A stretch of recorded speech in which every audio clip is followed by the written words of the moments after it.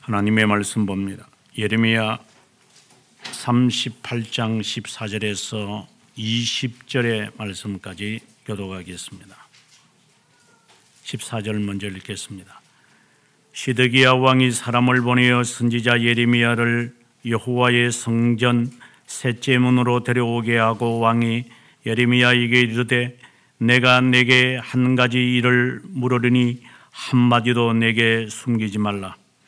예레미야가 시드기야에게 이르되 내가 이 일을 왕에게 아시게 하여도 왕이 결코 나를 죽이지 아니하시리까? 가령 내가 왕을 권한다 할지라도 왕이 듣지 아니하시리이다. 시드기야 왕이 비밀이 예레미야에게 맹세하여 이르되 우리에게 이 영혼을 지으신 여호와께서 사심 계심을 두고 맹세하노니 내가 너를 죽이지도 아니하겠으며 내 생명을 찾는 그 사람들의 손에 넘기지도 아니하리라 하는지라. 예레미야가 시드기야에게 이르되 만군의 하나님이신 이스라엘의 하나님 여호와께서 이와 같이 말씀하시되 내가 만일 바벨론 왕의 고관들에게 항복하면 내 생명이 살겠고 이 성이 불사름을 당하지 아니하겠고 너와 내 가족이 살려니와 내가 만일 나가서 바벨론의 왕의 고관들에게 항복하지 아니하면 이 성이 갈대아인의 손에 넘어가리니 그들이 이 성을 부술 것이며 너는 그들의 손을 벗어나지 못하리라 하셨나이다. 시드기야 왕이 예레미야에게 이르되 나는 갈대인에게 항복한 유대인을 두려워하노라. 염려하건대 갈대아인이 나를 그들의 손에 넘기면 그들이 나를 조롱할까 하노라 하는지라.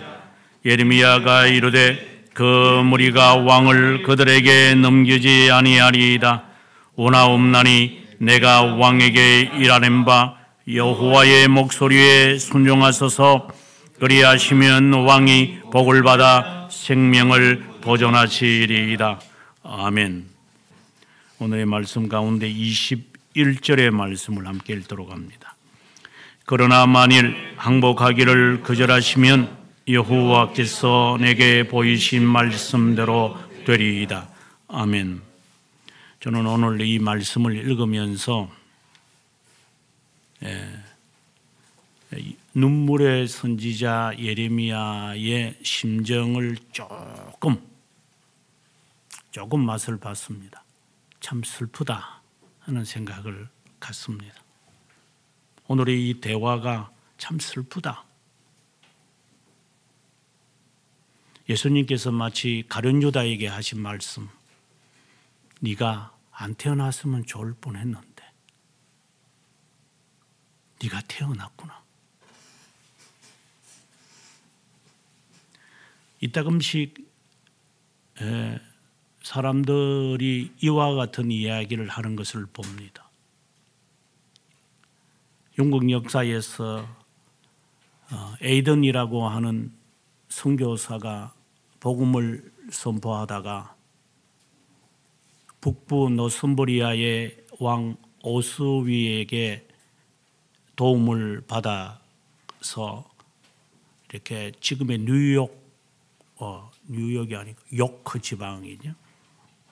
북부 영국인데 거기에서 전도를 하면서 걸어다니고 이러니까 오스위가 너무 고마워서 백마를 선물했습니다.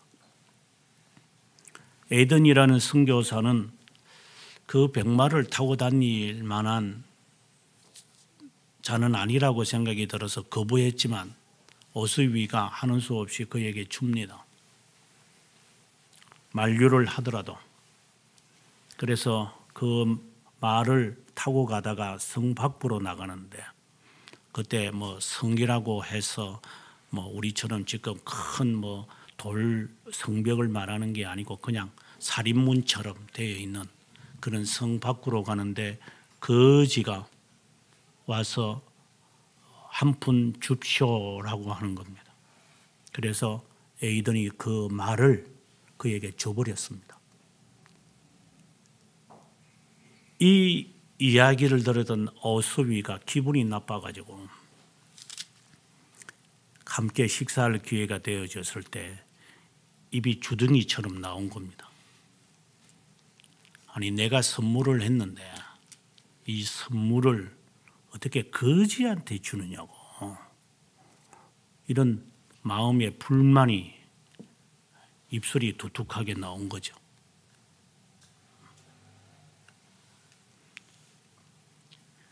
그때 에이든 선교사가 하는 말이, 내가 하나님의 자녀에게 주었는데 당신이 불만을 가지할 이유가 뭡니까? 그 이야기를 들었던 어수위가 하나님의 아들에게 주었다. 그래서 그는 깨달아서 옆에 조용히 겸손하게 앉아서 식사를 하는 중에 있었습니다. 그때 어수위에게 에이든 선교사가 하는 말이, 당신이 내일 죽을 겁니다.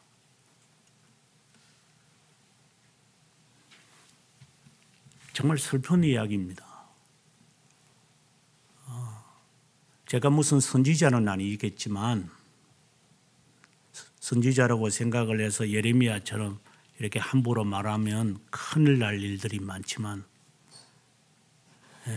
결과를 보면서 사람들을 이와 유사한 생각이 들 때가 있습니다.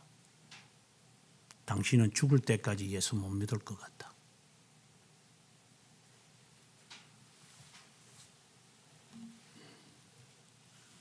처음부터 끝까지 당신은 철저하게 위선적인 자다.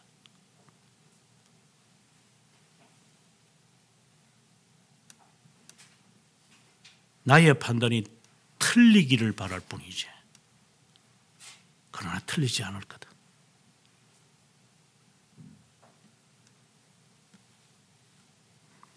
이사야 선지자가 아하스에게 호들갑을 떨면서 북쪽에 있는 북이스라엘이 쳐들어 내려오고 그리고 동맹을 맺어가지고 북쪽에 있는 나라와 동맹을 맺어가지고 아수르가 쳐들어온다는 이야기를 듣자 나름대로 계획을 다 세워놓고 있을 때 가서 왕이여 두려워하지 마십시오. 하나님께 징조를 구하십시오. 그때 아하스가 능청맞게 하는 말이 나는 하나님께 구하지 않을 겁니다. 그때 이사야가 그에게 하는 말이 왕이여 하나님께서 징조를 나타내실 겁니다. 처녀가 잉태하여 아들을 낳을 겁니다. 왜 당신이 하나님께 징조를 구하지 않았습니까?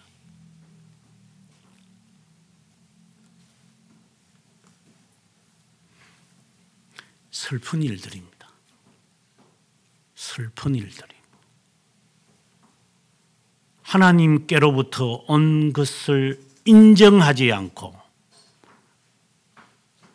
하나님의 말씀에 귀를 기울일 일들이지 이것이 호들갑을 떨면서 까부를 일일까?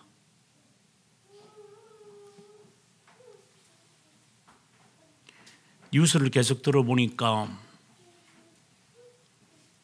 제가 공부했던 사우스 아프리카에서 오미크론이 이제 발견이 되어져서 이제 서유럽 사람들이 빗장을 내리기 시작을 했다 이럽니다. 지금보다 더 무서운 코로나가 지금 올 거라고.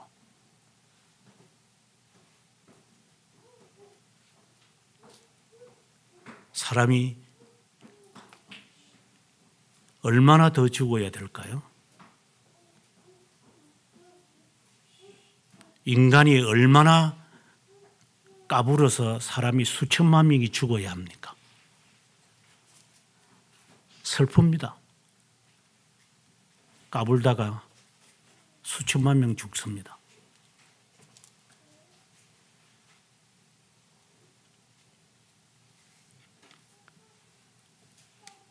히스기야에게 이사야 선지자가 찾아와서 사내립이 쳐들어오니까 두렵습니까?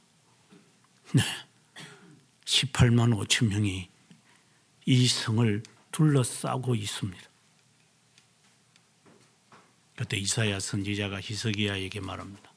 왕이여, 내일 그들이 다 죽을 겁니다. 그 다음날 아침에 나가보니 송장이더라, 이렇게 말합니다. 하나님의 백성들은 하나님 신자답게 섭니다.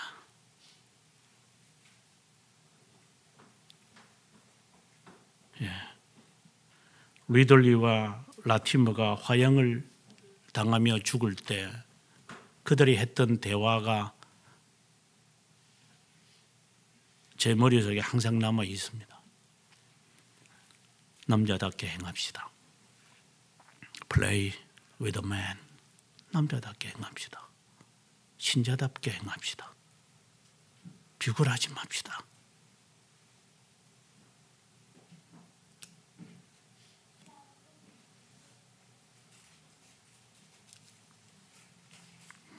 나중에 어떤 꼴을 더 당해야 하나님의 백성이면 괜찮죠. 꼴을 당해서 돌아올 수 있으니까. 그러나 하나님의 백성이 아닌 자는 운명이 정해져 있잖아요. 네가 그렇게 설쳐도 너는 불구덩이다. 살아봤자 그렇게 오래 살지도 못할 거고 영원한 불못이다. 그러나 못 깨달을 거다. 네가 당신들이 낳은 자식한테 말해보세요. 말을 알아듣는가? 조그만 할 때 말 들으니까 좋습니까?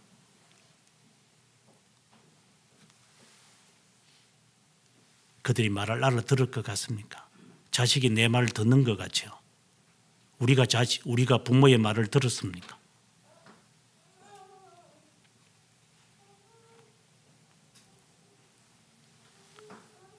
슬픕니다. 내가 낳은 자식이지만 지옥으로 간다는 것을 부모들은 직감을 해요. 아, 너는 예수 안 믿겠구나. 네 인생이 그런 인생이구나. 그래서 내가 늦게 눈을 감아야 되겠다. 슬픕니다. 자식을 낳는 게 재밌습니까? 책임을 질 수 있습니까? 우리가 개새끼입니까? 아무 때나 돌아다니면서 생리의 본능에 의해서 하고 난 다음에 새끼 낳아가지고 키우지만 얼마나 키울 수 있습니까?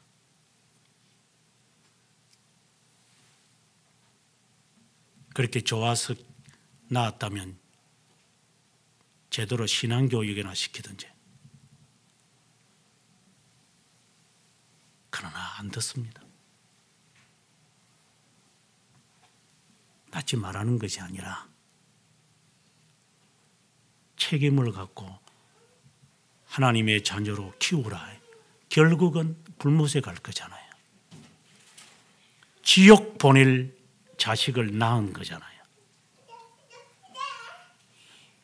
지옥 보낼 것을 알 수 있잖아요. 그런데 당신은 천국에 가요. 이게 논리적으로 맞는지 모르겠어요. 나는 천국 가고 지가 낳은 자식은 지옥 간다? 말이 성립이 안 되면 어떻게 해야 될 것 같아요? 실컷 과외습을 시키는데 다 필요가 없다. 알면서 시키잖아요. 남들이 하니까. 옷장에 두어둔 옷들 다 입지도 못하면서 옷은 사고 싶죠. 똑같은 짓거리를 우리는 하잖아요. 이것이 슬프지 않아요? 다 신지도 못하는 신발들, 모자들, 액세서리들 있다는 것조차의 기쁨을 느끼는 이 슬픈 현실.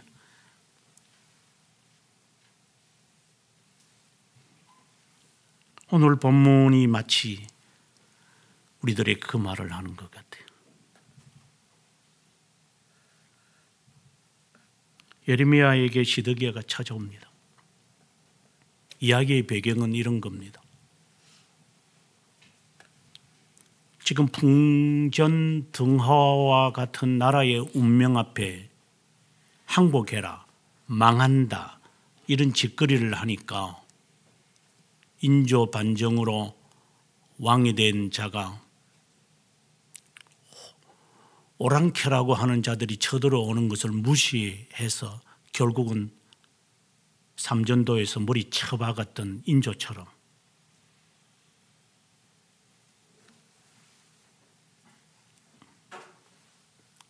좋은 말을 하는 것이 아니라 망한다는 말을 하고 항복하라는 이 말을 당연히 듣기 싫겠죠. 듣기 좋은 사람이 이 세상에 아무도 없을 거예요. 너는 망한다. 너는 어차피 너는 지옥 간다. 이 말을 듣고 좋아할 사람이 세상에 몇 명이나 있을까요?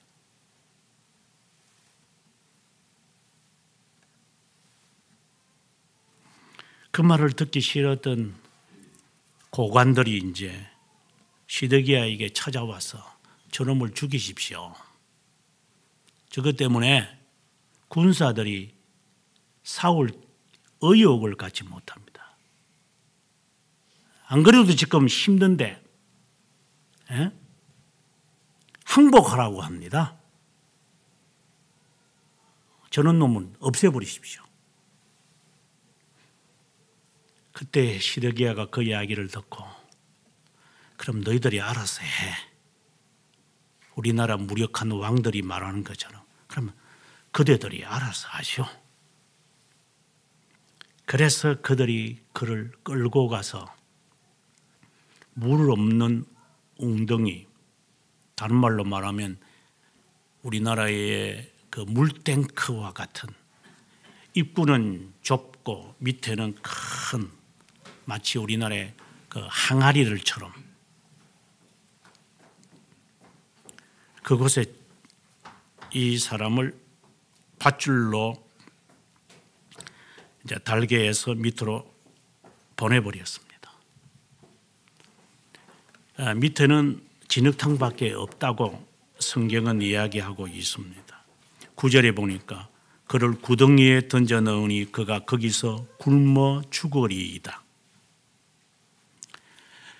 굶어 죽게 하는 이 사건이 있었어요. 그 전에는 37장에 보게 되어지면 17절에 보면은 15절에 보면은 서기관 요나단의 집에 가두었다.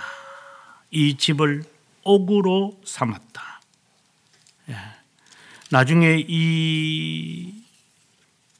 지금 물 없는 이 진창만 있는 이 구덩이가 얼마나 힘들었는지 예레미야가 시드기야에게 이야기를 합니다. 26절에 보면 그들에게 대답하되 내가 왕께 간구하기를 나를 요나단의 집으로 되돌려 보내지 마소서.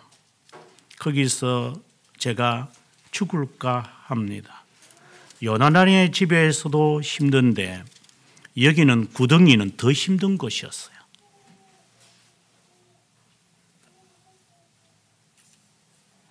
죽이려고 작정했죠. 적어도 요나단의 그 개인의 사택에 있는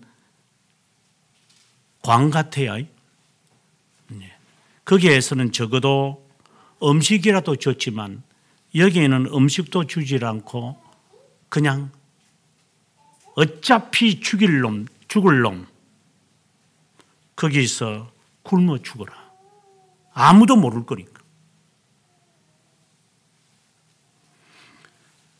이 사건이 있은지도 모르는 시드기야에게 이제 구스 사람, 이방인입니다. 왕의 내시가 왕에게 와서 하는 말입니다. 왕이여, 이에 일이 이렇게 되어졌는데 자칫하면 예레미야가 죽을 거니까 그를 살리셔야 됩니다. 그러자 시드기야가 일말의 양심이 있었는지 그래, 몰래 30명을 데리고 가서 그를 건져내라. 그래서 그가 11절에 가보니 왕군 곡간 및 방에 들어가서 헝겊과 낡은 옷을 가져다가 밧줄을 만들어 가지고 예레미야에게 내렸습니다. 당신 겨드랑이에 매어서 올라오십시오. 30명을 데리고 갔다는 것은 예레미야를 죽이려고 한 사람들이 눈이 시뻘겋게 있으니까 바울을 죽이려고 40명이 칼을 갈고 있었습니다. 그때 그의 조카가 이것을 백부장에게 알려주게 되어졌고 그것을 이야기 들었던 자가 그래, 군사들 데리고 그를 보호해라.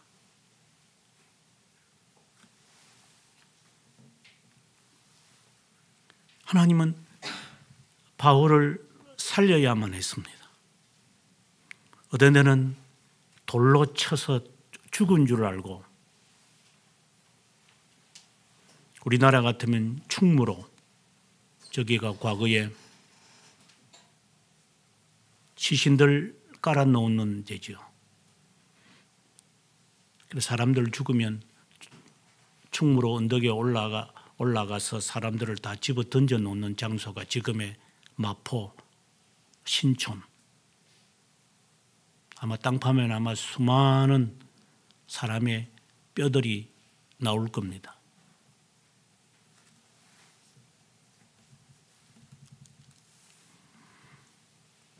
그래서 그를 데리고 나와가지고 이제 시위대 뜰에 머물게 했다. 이랬습니다.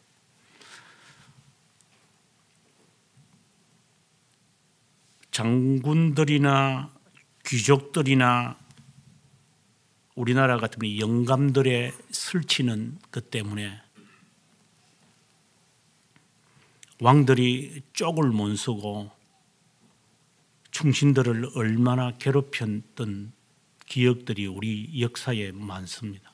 지금도 그렇지만 앞으로도 이 나라는 그것이 사라지지 않을 겁니다.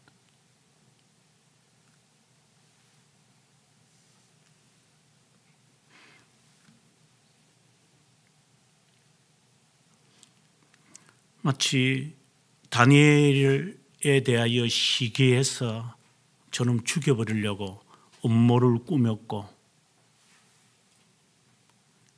그것을 알면서도 하나님 앞에 기도한 저자를 이제는 잡혔다 하고 사자굴 속에 집어 던졌으니 기분이 얼마나 좋았겠어요. 걸려들었으니까.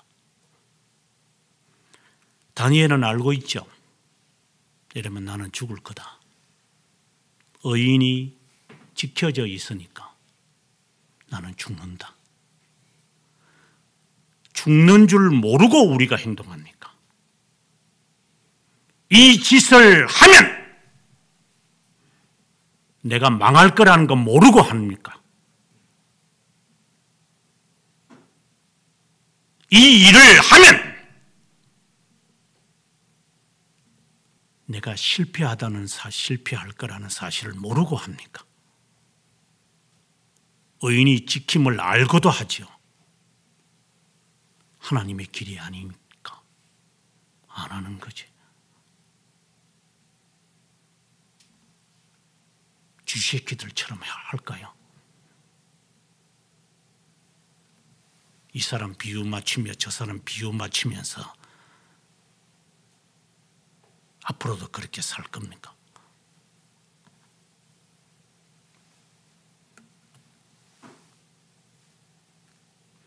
그때 다리오가 찾아와서 너가 섬기는 하나님이, 너가 믿는 하나님이 계시냐 다니엘아.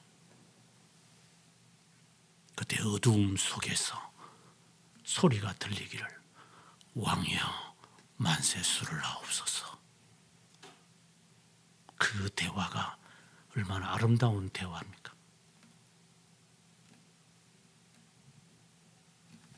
하나님의 약속은 팽개쳐버리고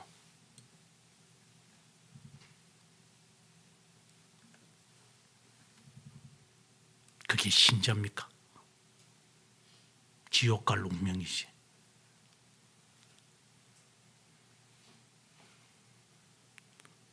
언젠가 그런 말을 했죠.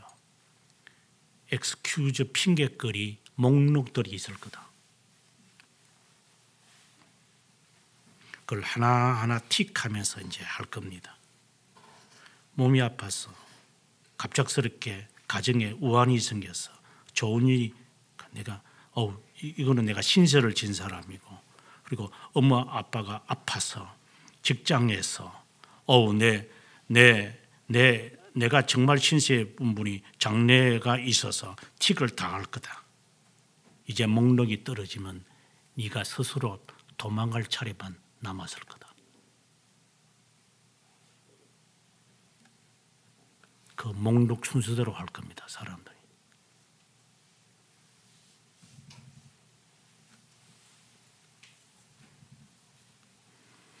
오늘 그것처럼 시드기야가 그를 갇혀있는 시위대 뜰로 몰래 찾아옵니다. 몰래 찾아와서 하는 말이 14절에 내가 내게 한 가지 일을 묻겠는데 하나도 숨기지 말아다. 37장 17절에도 하는 말이 그가 요나단의 집에 갇혀 있을 때에 17절에 시드기야 왕이 사람을 보내야 하는 말이 그에게 비밀이 물어 이르되 여호와께서 받은 말씀이 있느냐. 예레미야가 말하되 있나이다. 왕이 바벨론의 왕의 손에 넘기지리이다. 이 말을 한 적이 있었는데 이제는 시드기야가 직접 찾아옵니다. 하나도 숨기지 말고 내한테 그대로 말해다가. 그때 15절에 예레미야가 시드기야에게 말합니다. 왕이여, 제가 솔직하게 말하면 저를 안 죽일 겁니까?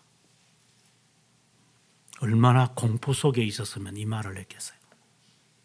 너무 고통스럽게 지내니까. 그때 하는 말이 내가 16절에 내가 너를 죽이지 않겠다. 솔직하게 말해달라. 17절에 예레미야가 하는 말입니다. 왕이여, 왕이 고관들에게 항복하면, 바벨론의 왕의 고관들에게 항복하면 당신이 살겠지만, 그리고 이 성도 불살림을 당하지 않겠고 당신과 당신의 가족이 살겠지만, 그런데 하는 말이 당신 그렇게 하지 않을 겁니다.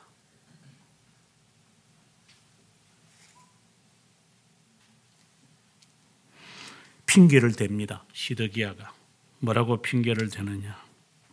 19절에 내가 갈대아인에게 항복한 유대인들이 나를 고발하면 어떡해? 그때 예레미야가 하는 말입니다. 20절에 그렇게 하지 않을 겁니다. 근데 당신은 믿지 않을 겁니다. 이 대화가 아무 소용이 없어요. 당신은 안 믿을 거니까.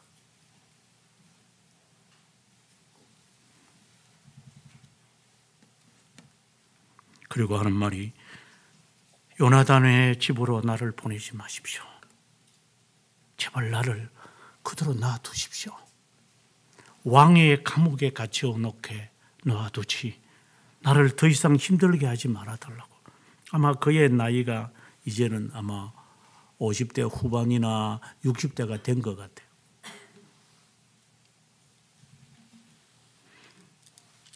그리고 난 다음에 이제 40장에 가보게 되어지면 느부사라단이 이제 쳐들어옵니다. 그리고 모든 자를 다 끄집어내고 시드기야를 잡아가지고 그의 자녀들 앞에서 눈을 뽑아버립니다. 그 자녀도 죽여버리고. 슬픈 일입니다. 당신은 그런 운명입니다.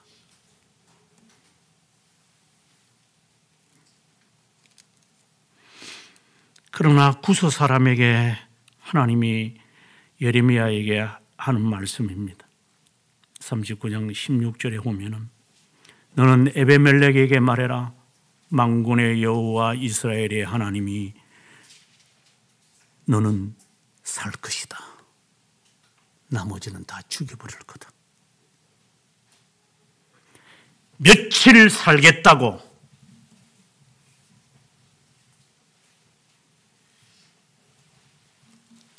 몇 년 더 살아봤자 병에 걸릴 몸뚱아리. 그래서 직장 상사한테 짤랑짤랑 거렸습니까?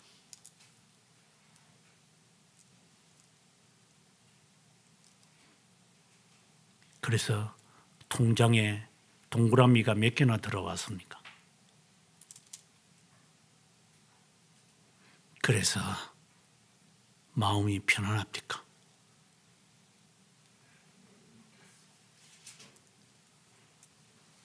죽음을 각오하고 구스 사람, 이방인 외에는 감사하는 자가 없느냐? 9명은 어디 갔느냐? 9명은 다 낫고도 돌아오지 않지만 사마리아 한 사람만 찾아와서 감사합니다, 예수님. 그래, 이 세상이 그럴 거다. 이방인만 살아남나? 이방인은 사실을 아니까 그대로 두면 죽을 겁니다. 왕이여, 건져내야 합니다. 제가 그 일 할게요. 저 사람들 틀린 겁니다, 저거. 우리가 항복해야 됩니다. 지금 이 시간에는 항복할 시간이고, 지금 이 시간에는 이러한 일을, 어려움을 당할 때입니다.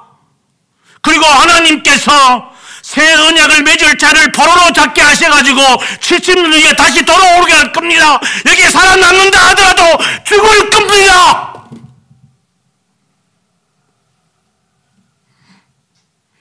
비굴하게 살려고 하지 마세요.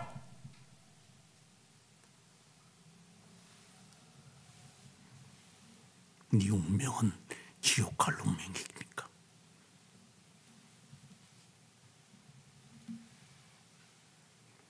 왜 태어났느냐? 네 부모가 할 짓이 없어서 태어나게 했다. 너를.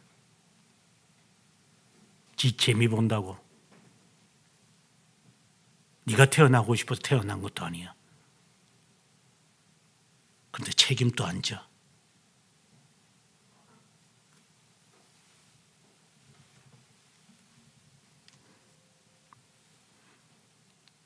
안 태어났더라면 차라리 지옥을 안 갔을 텐데.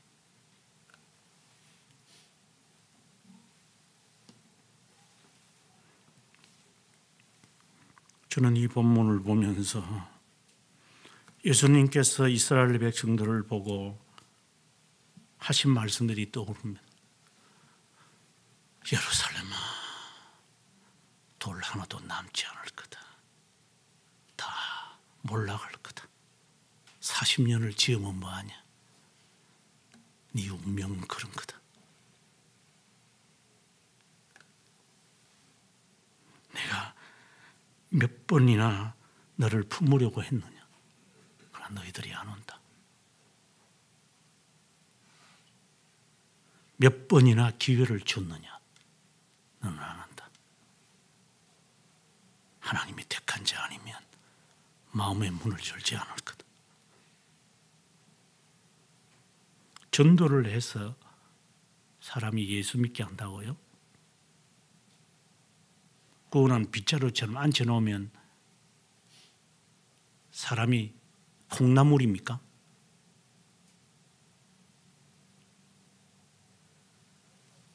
물 주면 자라나게?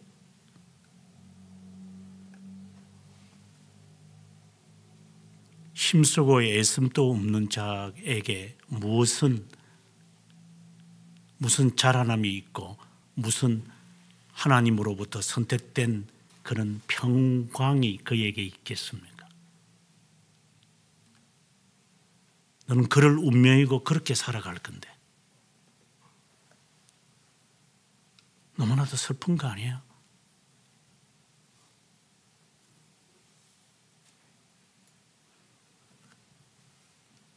지옥 갈 놈들은 이러겠죠. 그래서 내가 예수 안 믿는다고. 내 그런 소리 듣기 싫어서. 그래. 그래서 너는 지옥 간다. 네가 모를 거다. 네가 발부둥을 쳐도 마음이 감동이 안 될 거다. 왜? 성령이 허락하지 않기 때문에. 어떤 핑계라도 되겠지. 내가 몸이 좀 컨디션이 안 좋았어요. 내 기분이 좀 안 좋았어요. 그 목력이 다 떨어지고 나면 너 스스로 포기할 거다.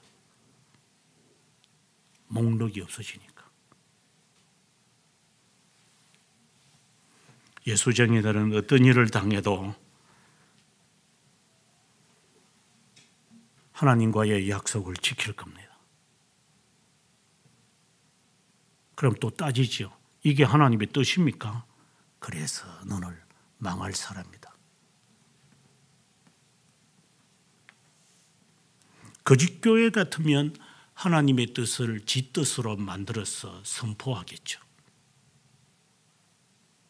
네가 다니는 교회가 참된 교회냐 거짓된 교회냐 분별도 없을 거야. 참된 교회인 줄 알고 그러면 너가 그 교회에 등록을 하고 살았으면 그 말에 듣든지. 네가 하나님의 뜻을 판단하려고 했으니 아니 하나님의 뜻에 대해서도 관심도 없겠고. 왜? 나를 위한 하나님이라고 생각해야 할지 사회를 위한 하나님이지 하나님을 위한 나라고는 생각해 보지 않으니까.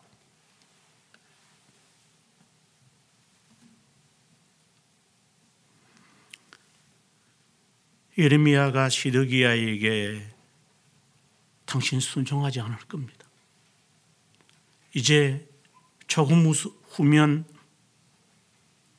느부사라단이 쳐들어와서 당신을 잡아갈 겁니다.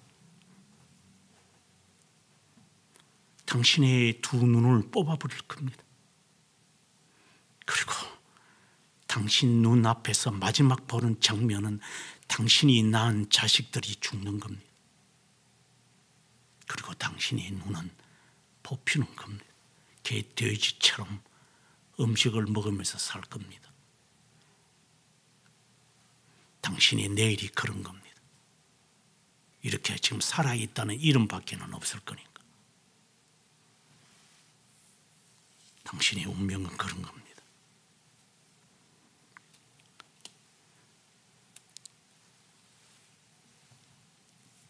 그리고 난 다음 이제 느부사라단이 포로로 잡아가서 시드기야를 죽이고 이제 이런 이야기가 있고 난 다음에 예레미야를 붙잡습니다.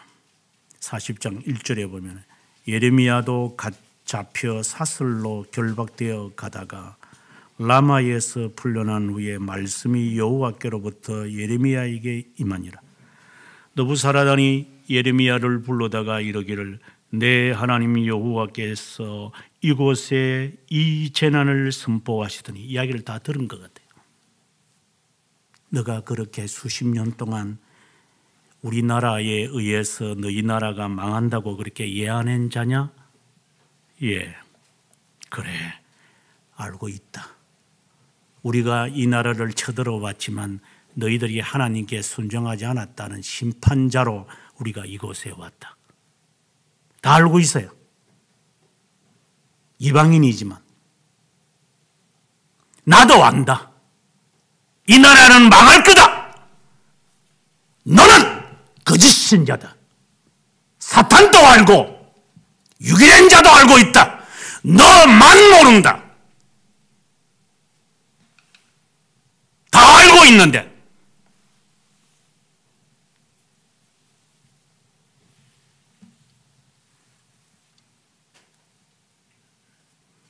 무서운 말씀입니다. 너는 모른다. 다 알고 있어요.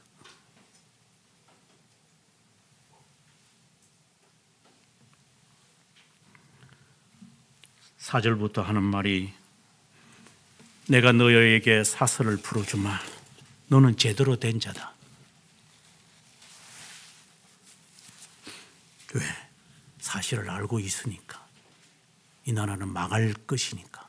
너는 그래도 살아남아야 한다. 그리고 하는 말이 너가 우리와 함께 가든지 너가 어디로 가든지 간에 너에게 허락할 테니까 너가 좋은 대로 행해라.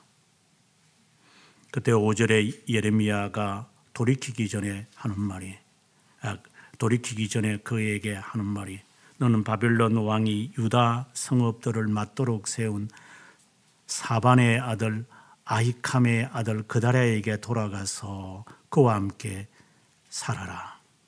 이 그다랴라고 하는 사람의 집에 가라. 나중에 그 그다랴가 41장에 가보면 죽어요. 그래도 그다랴가 이제 바벨론이 심어 놓은 사람이기 때문에 그 사람이 너를 끝까지 보호해 줄 거다. 그러니 너는 그 집에서 살다가 평생을 있으라. 그런데 그 주위에 남아있던 이 이스라엘 사람들이 모반을 꾸며가지고 41장 4절에 가보면 그다랴를 죽인 지 이틀이 되었다. 아주 악랄한 인간들이죠. 끝까지. 우리는 이러한 이야기를 바라보면서 느끼는 게 있어요. 예레미야의 메시지는 단순했습니다. 너희들이 회개하지 않았기 때문에 망한다. 하지만 너희들이 항복해라. 그러면 산다. 하나님은 새 언약을 맺을 것이다. 그 나라에서 그들을 다시 이 땅으로 돌려보낼 거다. 그러니 쓸데없이 용기 있는 척하지 말고 쓸데없이 무엇은 한내하지 말고 그냥 항복하십시오. 왕이요. 하나님께 징조 구하시면 됩니다. 하나님이 그걸 원하는 겁니다. 하나님의 백성은 하나님의 방식 따라 살아가게 되어 있습니다. 한국인이 외국인이 흉내 내지 마십시오. 한국인답게 사십시오.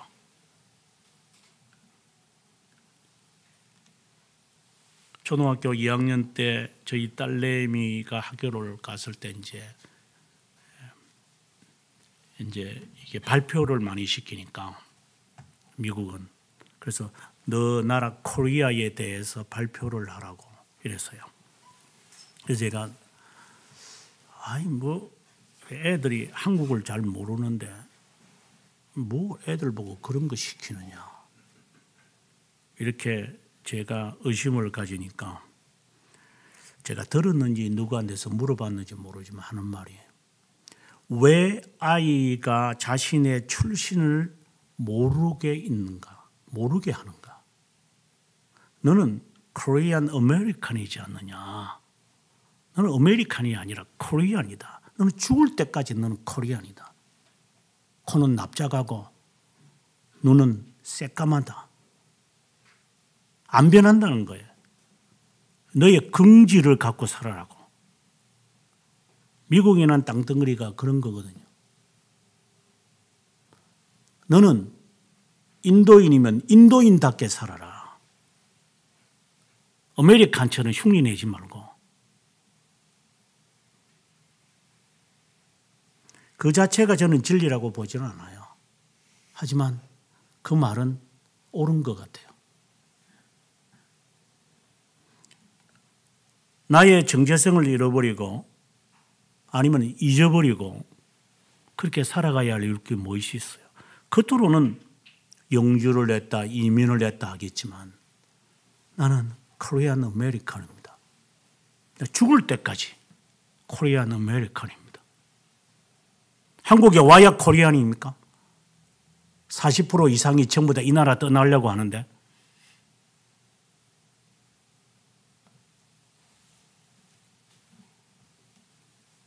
가짜배기들이 얼마나 많은데 이 땅 덩거리에.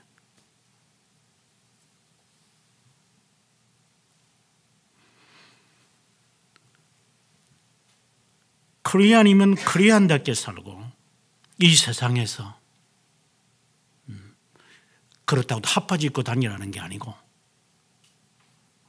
계란 저고리 입고 다니라는 게 그게 한국 일입니까? 하라면 꼭 그 따위를 하고 있어요. 상투, 가쓰고 그게 한국인인. 그런 껍데기를 말하는 거지 한국인은 아니죠. 신자가 신자답게 사는 것이 무엇인지 외형적으로 판단하기는 어려워요. 여러분도 그렇고 저도 그렇고.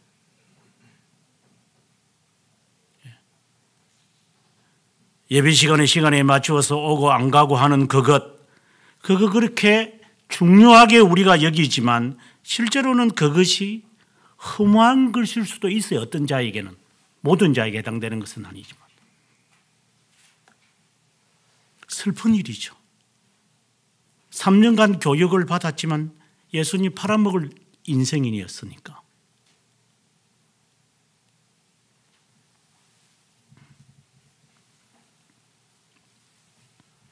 왜 하나님은 예레미야에게 항복하세요? 그 나라에 잡혀가세요. 왜 그렇게 했을까? 저항하세요. 이겨내야 됩니다. 이게 훨씬 멋있는 메시지이지 않겠어요? 그러니까 저항력을 키워야 되는 게.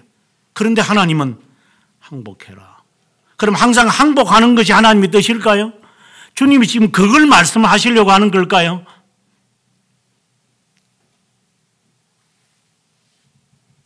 그 시대에 순응해 가라고 하는 말이 하나님의 뜻일까요? 문화에 거슬러 살아가는 것이 하나님의 뜻일까요? 우리는 쉽게 그렇게 생각할 거예요, 이제. 내가 저걸 입고 다니면 한국인인 줄 알고, 장구 치고 다니면 한국인인 줄 알죠. 돗자리 깔고 살면 한국인인 것처럼 보이죠. 소파 없이 살면. 집에다가 항아리 다 갖다 놓으면 그게 한국인입니까? 우리는 우리의 머릿속에 그거밖에 없으니까. 신자답게 살려면 그런 식으로 생각을 하고 있죠. 그게 우리의 몸에 쩔여 있으니까. 왜 하나님께서 항복해서 그곳에서 사세요? 70년을. 그리고 다시 돌아오게 하실 거예요. 이것을 사람들이 이해가 안 되는 거죠. 나라 말아먹겠다는 거잖아요. 왕도 마찬가지고. 왜 그렇게 말을 하냐? 망하지 않는다고 말하지. 그러니까 사람들이 너 죽이려고 그러잖아. 너도 말하고 싶지는 않겠지만 그 말 할 수밖에 없는 너도. 예레미야도 힘든 거예요, 이게. 예레미야도 가보지 않은 세상에 대해서 이야기 좀 하는 거잖아요.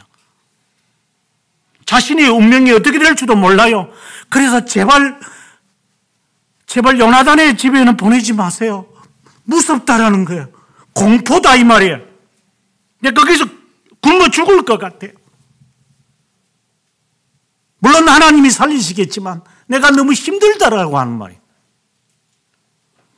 예수 그리스도께서 십자가 지실 때에 쉬웠습니까? 주님께서 기도 많이 하시고 십자가 지었을 때 주님께서 안 아프다, 괜찮다, 기도 좀 했더니 괜찮네 이렇게 죽었습니까? 하나님께 징조를 구하십시오, 기도하십시오, 신앙생활 열심히 하십시오라고 하는 게 면역 체계를 말하는 겁니까? 더 고생하세요, 더 힘들어하세요, 더 힘들 거니까 더 괴로움을 당할 겁니다. 그것이 십자가 길이라면 그렇게 가는 겁니다. 그렇게 갑시다. 우리 망합시다. 망하는 것이 하나님의 뜻이라는 말이 아니라 예수 때문에 나는 고통을 겪지 않겠다, 십자가상에서 나는 예수 믿어서 팔자 고친다, 그 말 하지 말라 이 말입니다. 하나님의 뜻을 행하는 것, 잡혀가는 것이고 그 나라에 가서 항복하는 것이 이것이 하나님의 뜻이다라고 말하지 마세요. 그러면 여러분은 오리무중에 빠질 거예요. 답을 찾지 못할 거예요. 우리말에 이런 말이 있죠. 그때그때 달라요. 우리는 하나님의 뜻을 모르니 하나님께서 언제 어떻게 이때는 항복하라 그러시고 어떤 때는 다윗을 보고 전쟁하러 가라, 어떤 때는 가지마, 가만히 있어. 하나님 제가 갈까요? 가지마, 있어. 그럼 지금은요, 가. 가는 거 하나님의 뜻이고 가지 않는 게 하나님의 뜻이라고 말해야 됩니까? 그러면 언제 내가 움직이고 언제 내가 하지 말아야 되고 언제 항복해야 되고 언제 내가 저항해야 됩니까? 그래서 기도하는 거 아닙니까? 방정식을 만들어가지고 하나님의 뜻을 행하려고 하십니까?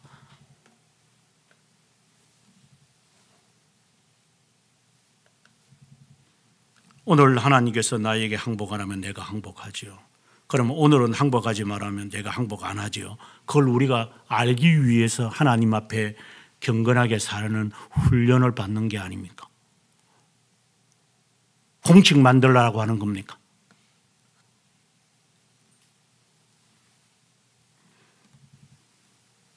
예레미야도 가보지 않은 메시지를 합니다. 그도 돌아오지 못하고 그 언젠가 그도 우리가 예레미야를 읽어보면 예레미야가 어떻게 죽었는지 모릅니다. 하지만 그는 자신의 일을 하는 겁니다.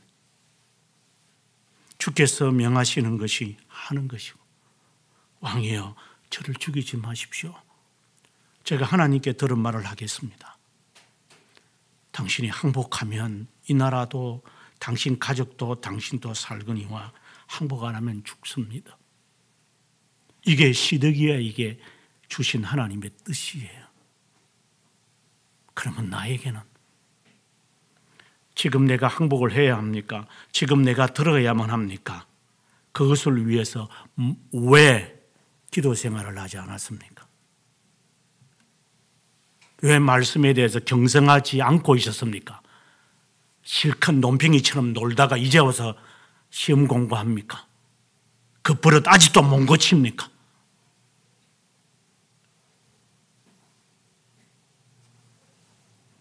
왜 신자들이 그렇게 살아갑니까?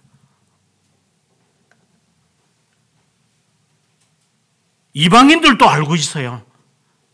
내가 알기로는 너희 나라가 너가 섬기는 하나님을 불순종을 했기 때문에 우리가 쳐들어와서 심판해서 너희 나라는 그 지경이에요, 알 정도예요. 랍사게가 하는 말이에요. 하나님이 보내지 않았으면 내가 왔겠느냐?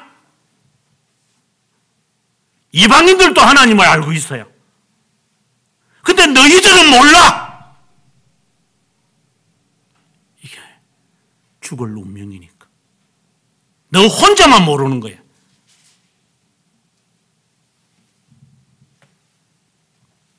언제 하나님께서 죽이시려는지 살리시려는지 올리시려는지 낮추시려는지 우리는 모르잖아요. 언제 넘어질 줄 알고 우리가 살아갑니까? 그래서 혹이나 넘어졌을 때를 대비해서 몸을 가다듬는 거 아닙니까?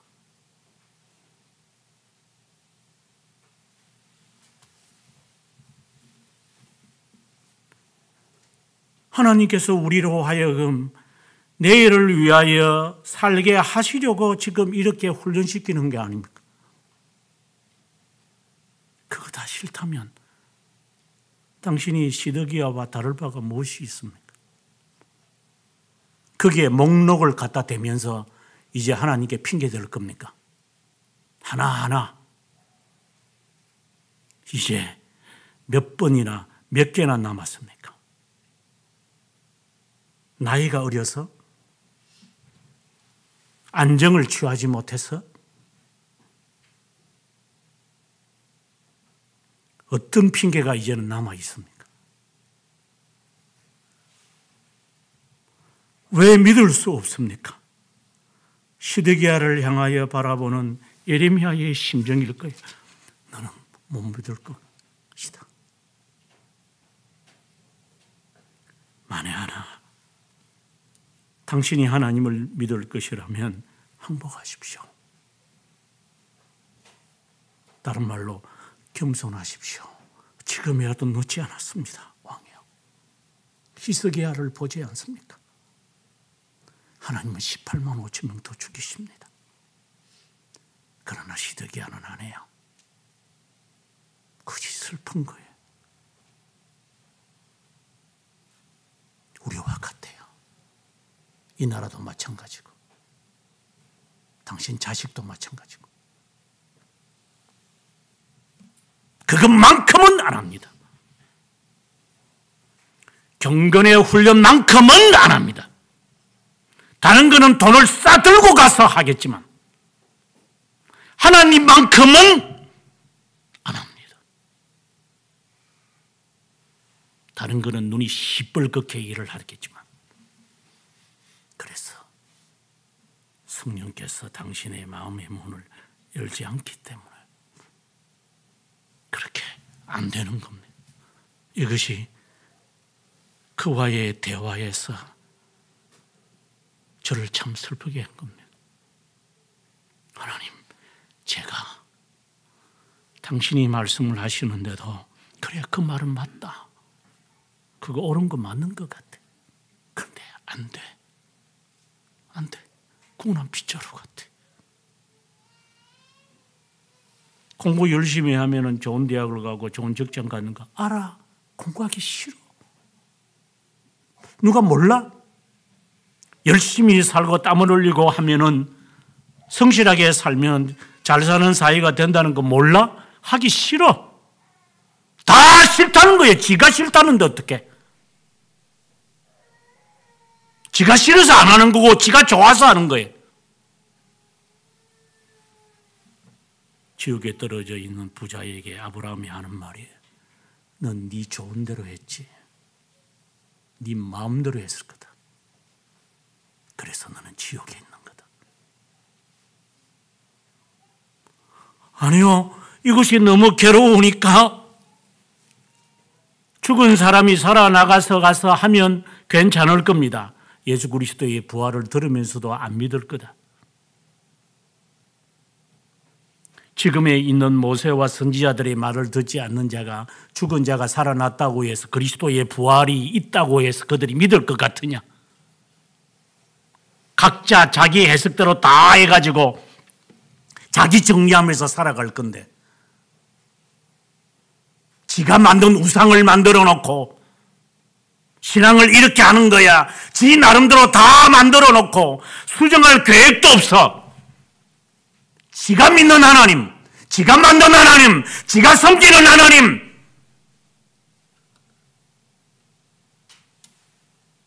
네 하고 싶은 대로 다 했잖아. 그러니 너는 지옥에서 살아. 오고 싶어도 못 오고 가고 싶어도 못 가. 구해주고 싶어 너를 못 구하겠어. 갈 수도 없으니까. 이것이 두렵습니까? 아직도 안 두려울 자가 있을 거예요. 그거 뭐 하는 소리죠, 목사님. 다 그 이야기 많이 들었어요.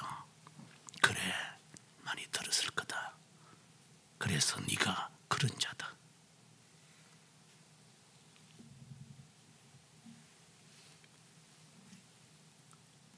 하나님이 택한 자는 에벤멜렉처럼 왕에게 찾아가서 그를 살려야 합니다.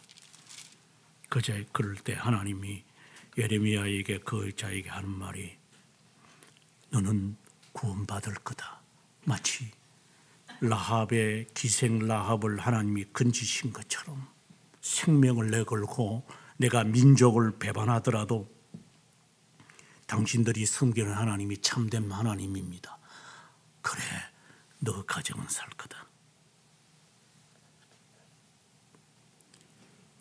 내가 이 나라를 배반하고 사람들이 저를 알면 저를 죽일 거니까.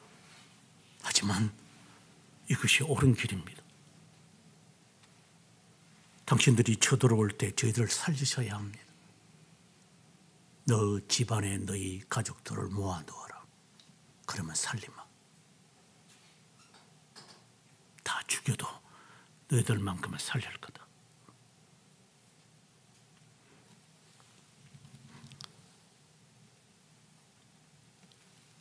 에벳멜렉이 그러한 자였어요.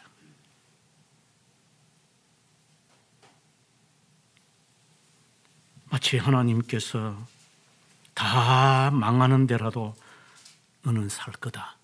이 세상에서 뭐 살아남는 그 이야기를 하실 수도 있겠죠. 하지만 이것은 영원한 삶을 말하는 거예요. 그래서 그때마다 다르다는 말이에요. 공식화 만들어서 이게 하나님의 뜻이니까 요 안에 근사함만 가면 내가 신앙생활 하는 거 아닌가? 네 머릿속에 있는 거 하나님이 이미 아신다. 장께 부리지 마라. 에벤멜렉이라는 사람의 이름의 뜻이 뭐 더 이상 이 사람이 등장하는 건 아니에요. 39장에 등장하고 그다음에 다시는 등장하지 않아요. 그 사람의 이름의 뜻이 종이라는 뜻이에요. 종. 저는 이 사람이 참 아름답습니다. 위험을 무릅쓰고 왕에게 고언을 구하고 군인들이 있는 그 사이에 30명을 데리고 가서 건져내는 이 용기는 어디에서 나오는 것인가? 아름답다. 그러나 다 알면서도 항복하지 못하는 이 시드기야는 어디에서 저런 배짱이 나오는 건가? 어른들이 그래요. 될 놈은 떡 밑부터 알아. 나오는 놈은 떡 밑부터 알아. 될 놈인지 안 될 놈인지. 저는 그 말을 참 안 좋아합니다. 당신이 뭔데 알아? 내 인생을. 그러나 하나님은 아시지. 병든 아버지와 과부와 기댈 언덕이 없는 가난병이 속에서 하나님 앞에 기도해 보셨습니까? 하나님, 내 미래는 어떤 것입니까? 제가 죽을 상입니까? 살 상입니까? 제가 주님을 부인할 상입니까? 제가 주님을 끝까지 섬기며 살 상입니까? 기도해 보셨습니까?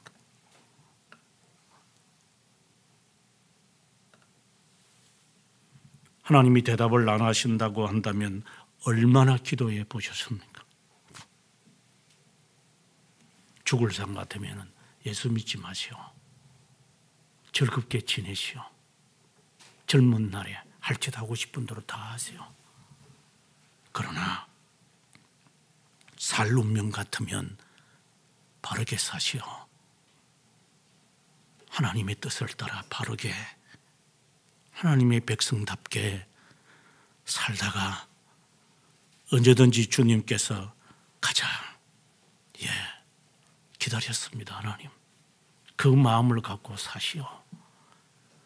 순종하지 못하고 좌절하고 좌초하는 경우는 있죠, 우리가. 하지만 하나님, 아닙니다. 제가 다시 일어서서 제자리에 설 겁니다. 그런 각오로 사시기를 바랍니다. 그것이 주님이 우리들을 향하신 하나님의 뜻입니다.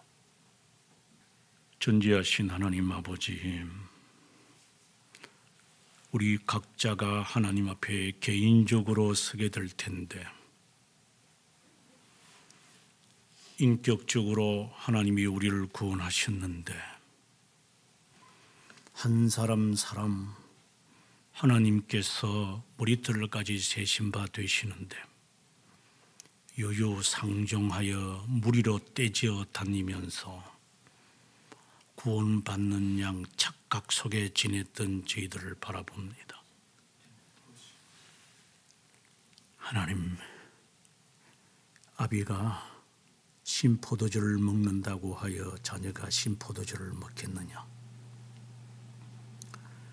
자비로우신 하나님, 우리 스스로가 하나님 앞에 살상 같으면 신자답게 살기 위하여 걸어가야 할 길이 무엇인지 양심을 얹어 놓고 판단할 수 있는 지혜자가 되기를 원합니다. 신학자의 말이나 누구의 말이나 핑계대는 것이 아니라 내 양심을 향하여 주님이 뭐라고 말씀하시는지 판단을 받지 못한다면 역사를 통해서든지, 성경을 자의해석하여 판단이 안 되면 신앙의 선배들이 알려준 방식을 사용하든지, 노력도 애씀도 없이 이것이 하나님의 뜻이라고 행하는 거짓된 신자가 되지 않고 양심에 차 있는 하나님이 판단하시는 그 양심 앞에 신자답게 사랑하는 우리 개인 인격체가 되기를 주님 앞에 간절히 간구하옵고, 또한 이러한 개인의 삶에 맡겨 행하지 못하기 때문에 주님께서 교회를 세우심으로 교회의 교훈과 훈계를 받으면서 바로 잡으라고 하신 하나님께 감사를 드리며, 우리의 하나님이 되시며 교회의 머리가 되시는 우리 주 예수 그리스도의 이름으로 기도합니다. 아멘.